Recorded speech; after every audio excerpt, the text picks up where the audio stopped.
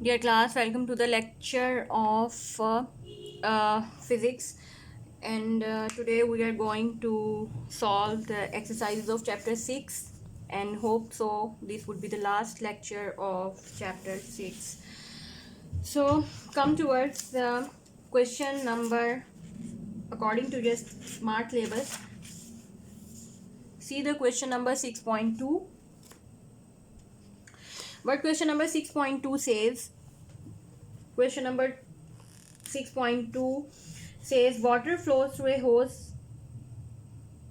पानी एक पाइप के थ्रू बहता है whose internal diameter is 1 centimeter. जिसका internal diameter let's suppose we call it d1 and this is 1 centimeter. Internal diameter 1 centimeter. 1 centimeter का मतलब है 0.01 meter. At a speed of 1 meter per second with the velocity 1 meter per second. What should be the diameter of the nozzle? What should be the diameter of the nozzle or d2? क्या होगा? If the water is to emerge, इस point d2 से water emerge हो रहा है at the speed of 21 meter per second. And आप देखें कि v1 पे speed बहुत कम है as compare to 0.2. 0.2 पे speed ज़्यादा है. So we have to calculate the diameter at 0.2. Hope so कि ये कम होगा. ओके यहाँ पे हम we will use equation of continuity like we know that a1 v1 equals to a2 v2. According to equation of continuity these products are constant or equal. सो अब यहाँ पे हमारे पास एक देखें कि इसको मैं इक्वेशन ए कह देती हूँ. डाटा में हमारे पास एरिया ऑफ क्रॉस सेक्शन की में जैसे ये v1 है, एरिया ऑफ क्रॉस सेक्शन हो जाए पाई r1 स्क्वायर a2 पाई r2 स्क्वायर. ओके अच्छा, अब हमारे पास क्योंकि रेडियस मौजूद नहीं है, रेडियस हम निकाल सकते हैं d1. एक तो ये मेथड है कि आप d1 और d2 से यहाँ पर रेडियस अलग अलग निकाल लें और यहाँ पे पुट कर दें. अगर आप ऐसे नहीं करना चाहते, d1 की वैल्यू डायरेक्ट इस्तेमाल करना चाहते हैं, तो हम उस तरह भी कर सकते हैं v1 पाई. अच्छा r1 d1 किसके बराबर होता है? वी नो दैट रेडियस किसके बराबर, r1 किसके बराबर होगा? d1/2 इसका स्क्वायर. सिमिलरली a2 पाई d2/2 इसका स्क्वायर. पाई से पाई कैंसिल, इस 2 स्क्वायर से ये 2 स्क्वायर कैंसिल हो जाएगा. v1 d1 square equals to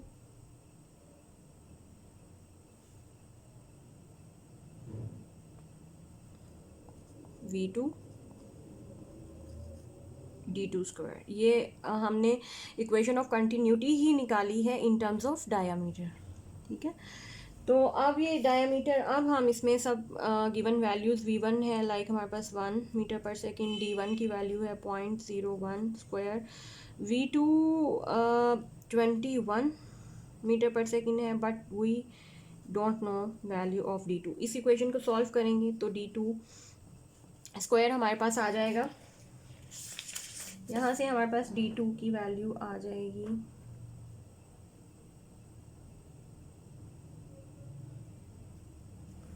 d2 की वैल्यू आ जाएगी 0.2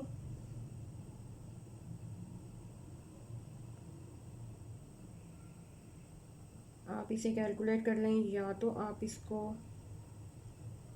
1/5 कह लें, 1/5 सेंटीमीटर, और इसको आप कह सकते हैं 0.2 centimetre.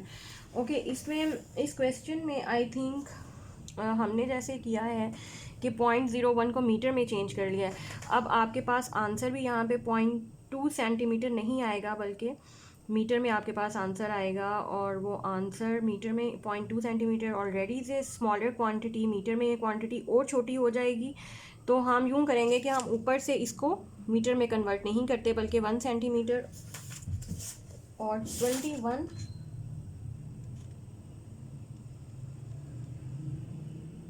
1 metre per second, 21 metre per second metre में लगाया है.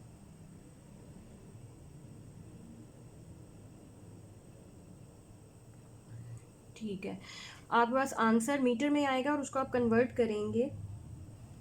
सो ये आपके पास आंसर आएगा 1/10 स्क्वायर इंटू 5 और 1/500 मीटर। ये आंसर, क्योंकि 1/500 बहुत स्मॉल क्वांटिटी है, सो हम इसको इस तरह से पुट करेंगे कि इसको सेंटीमीटर में कन्वर्ट कर देंगे, तो ये सेंटीमीटर में आपके पास आंसर आ जाएगा 0.2 सेंटीमीटर। और या हम इसको 100 से मल्टीप्लाई करेंगे, बल्कि इट्स बेटर मैं यहाँ पे कर दूँ 1/500 मल्टीप्लाइड बाई 100, तो ये क्या हो जाएगा 1/5, that would be equal to 0.2 centimetre multiply 100 centimetre से मैंने इसको मल्टीप्लाई कर लिया, 100 से मल्टीप्लाई किया है सेंटीमीटर में कन्वर्ट करने के लिए। तो this looks better, 0.2 centimetre answer आ जाएगा, ये आपके पास D2 की वैल्यू आ जाएगी। अच्छा, उसके बाद आ जाए क्वेश्चन नंबर 6.4 पे, और next question is 6.4।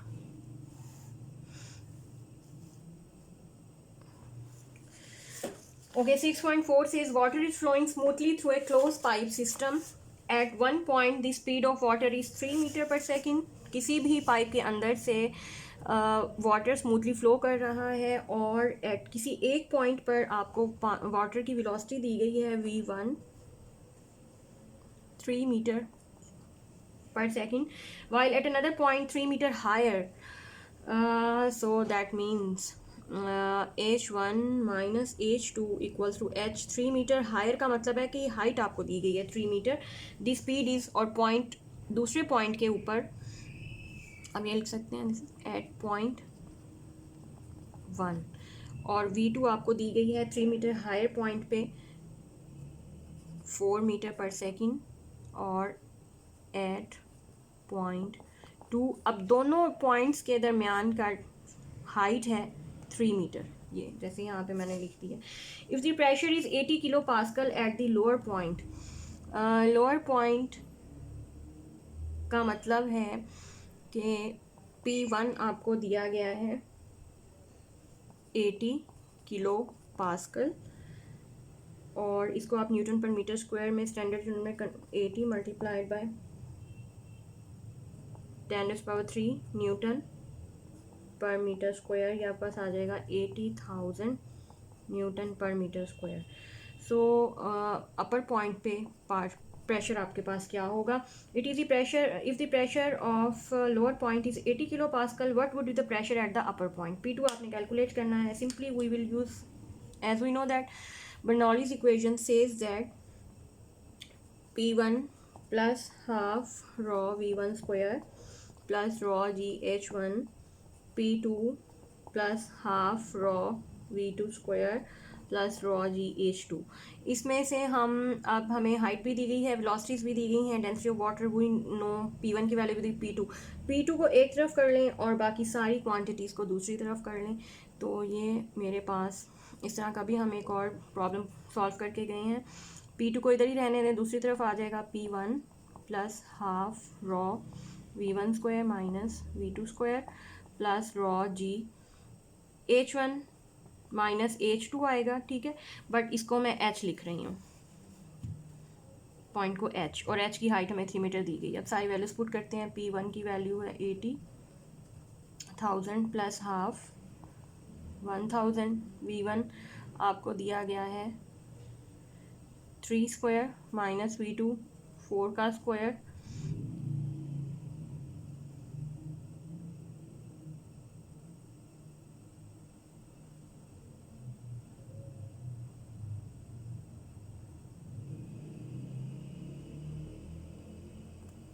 Pressure P2, और उसके बाद 1000 9.8 एंड 3, इसको आप सॉल्व करेंगे तो ये आपके पास आंसर आ जाएगा, P2 की वैल्यू आ जाएगी 47,100 न्यूटन पर मीटर स्क्वायर, या मैं इसको इस तरह भी लिख सकती हूँ 47.1 into 10⁻³ Newton per meter square. So this is the value of pressure 2 at point 2 or 3 meter higher. 47 kilo pascal भी हम इसको लिख सकते हैं, ठीक है। ये आ गया प्रेशर कैलकुलेट होने के बाद। ओके, इसके बाद नेक्स्ट क्वेश्चन देखिए। नेक्स्ट क्वेश्चन कौन सा है स्मार्ट सिलेबस के मुताबिक? आई थिंक दिस इज 6.5 और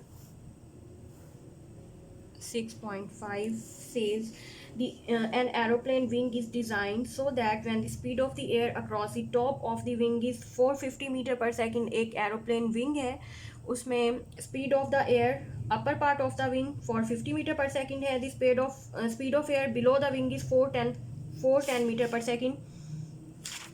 सो we can write V1 is equal to 450 metre per second. Wing के अपर पार्ट में और विंग के लोअर पार्ट में स्पीड क्या है?